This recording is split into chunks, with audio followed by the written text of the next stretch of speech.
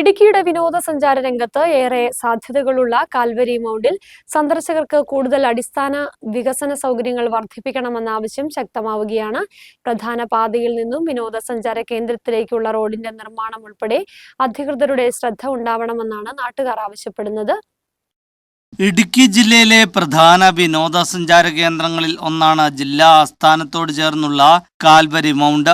ഒരു ഭാഗത്ത് ഇടുക്കി ജലാശയത്തിന്റെ മനോഹര കാഴ്ചകളും മറുഭാഗത്ത് രാമക്കൽ മേട് ഉൾപ്പെടെയുള്ള നിരവധി മലമടക്കുകളും കാണാം. നൂറുകണക്കിന് സന്ദർശകരാണ് കാൽവരി മൗണ്ടിലേക്ക് ദിവസവും എത്തുന്നത്. എന്നാൽ അടിസ്ഥാന സൗകര്യങ്ങളുടെ കുറവ് കാൽവരി മൗണ്ടിന്റെ വികസനത്തിന് തടസ്സമാകുന്നുണ്ട്.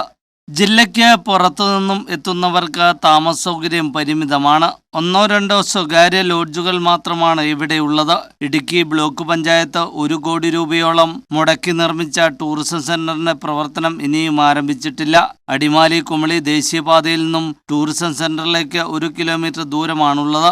റോഡുകളുടെ പുനർനിർമ്മാണം ഉൾപ്പെടെ ചില അടിസ്ഥാന സൗകര്യങ്ങൾ കൂടി ഏർപ്പെടുത്തിയാൽ കാൽവരി മൗണ്ട് സംസ്ഥാനത്തിന്റെ വിനോദസഞ്ചാര മേഖലയ്ക്ക് വലിയ മുതൽക്കൂട്ടാകും എന്നതിൽ സംശയമില്ല.